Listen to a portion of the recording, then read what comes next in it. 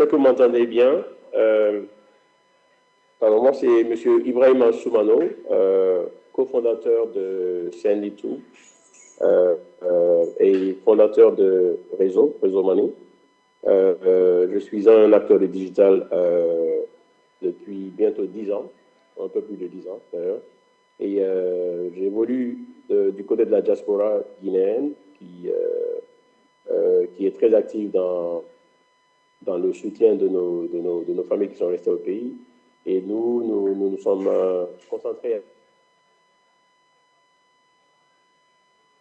de contribuer justement à continuer à soutenir leurs familles dans les pays d'origine. Je suis aussi responsable à la Cité des Sciences sur les questions d'innovation et de relations avec les entreprises. Très ravi d'être parmi vous aujourd'hui pour parler de digitalisation et très grand passionné de tout ce qui est question digitale, tout ce qui est, disons, inclusion dans le digital.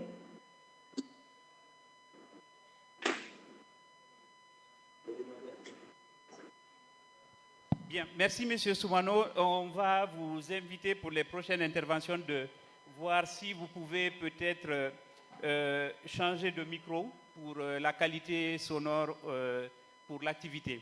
Donc vous avez compris encore une fois donc, que nous avons affaire à un panel extrêmement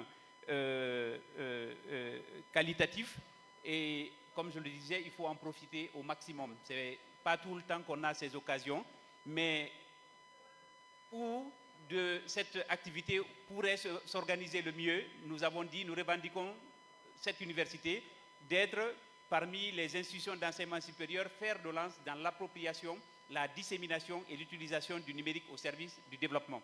Et ce n'est pas que des 20 mots.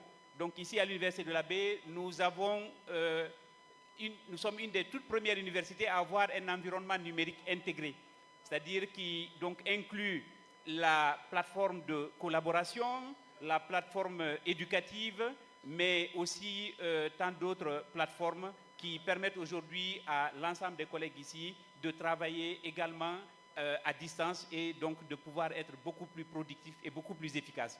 Et ça va au-delà simplement du personnel. Aujourd'hui, tous les étudiants de l'Université de la Baie, j'espère qu'ils ne vont pas me démentir, ont leur compte au niveau de l'environnement numérique de travail, qui intègre une plateforme qui est bien connue, qui est Microsoft 365, qui est aujourd'hui la plateforme la plus, en tout cas jugée comme plus aboutie, comme plateforme collaborative de travail. Et tous les étudiants donc, ont leur adresse mail numérique professionnelle qu'ils doivent utiliser et manipuler. Alors, on va revenir au sujet, l'impact de la digitalisation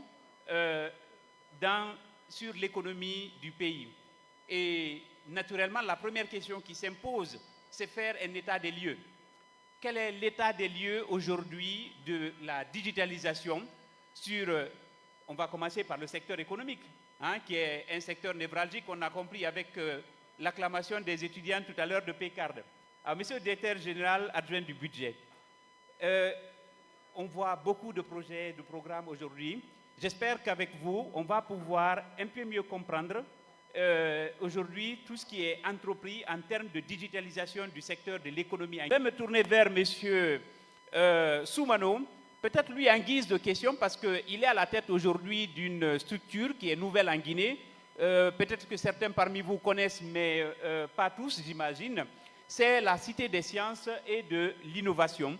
Je voudrais lui poser la question de nous dire en termes clairs quel rôle souhaite jouer cette Cité de l'Innovation, des Sciences et de l'Innovation dans le processus de digitalisation nationale, parce que si j'ai compris, ils se sont fixés pour objectif d'accompagner la dynamique de digitalisation sur le plan national en fournissant de l'expertise, de la compétence, mais aussi donc des projets. Alors, M. Soumano, il y a deux micros, je pense que M. Soumano a déjà pris la parole, donc je vous rends le micro. M. Soumano. Alors, merci cher modérateur. Je ne sais pas si le son il est mieux cette fois-ci, vous m'entendez mieux? Oui. OK. Alors, merci pour la question. à la Cité des sciences et de l'innovation de Guinée, qui est disons, qui est vraiment une initiative de l'État, de stimuler la science, la recherche et l'innovation en République de Guinée et en faire un hub digital numérique global panafricain. Je ne pense pas que nous ferons le doublon en faisant le travail pour des institutions ou des entités déjà existantes dans la digitalisation. Par contre, ce que nous ferons, c'est vraiment accompagner et créer un environnement où des solutions innovantes, des solutions, des technologies émergentes pourront, disons, se construire et participer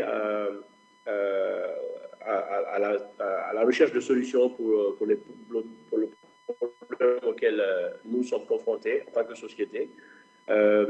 Et la cité, c'est surtout aussi oser essayer de nouvelles manières de faire, notamment dans la recherche. Aujourd'hui, quand on parle de digitalisation, on parle de technologies émergentes comme l'IA. Il y a Mamadou qui a parlé tout à l'heure de l'application de l'IA dans leurs solutions et ils ont commencé depuis 2022. Donc ici, c'est exactement ce type de sujet que nous souhaiterons vraiment stimuler pour que nos jeunes apprenants des universités et des nouveaux entrepreneurs aussi qui veulent se lancer dans ce domaine de quête de solutions puissent mieux maîtriser ces sujets. Dans certaines interventions, j'ai bien apprécié le fait qu'il a été mentionné qu'il est important de maîtriser les données, qu'on puisse apporter des solutions concrètes et durables à ces problèmes. Donc, la Cité des sciences ne fera pas un doublon de travail, parce qu'il y a des entités qui existent déjà. Ce que nous ferons, ce que nous apportons, c'est vraiment un support, mais surtout à l'éclosion d'un environnement où il fera bon vivre, disons, digital. C'est-à-dire que vous rentrez à la Cité des sciences avec une idée, une idée de solution qui pourrait avoir un impact social, un impact économique. Nous accompagnerons ce type d'initiative. Nous mettrons en place, que ce soit expertise humaine ou expertise en termes de ressources matérielles, pour que ces idées, ces solutions puissent connaître le jour. Donc, il est vraiment important que cela soit établi. C'est qu'on vient vraiment en tant que support de recherche, en tant que support disons, d'éclosion d'un environnement ou d'un écosystème de création de solutions durables.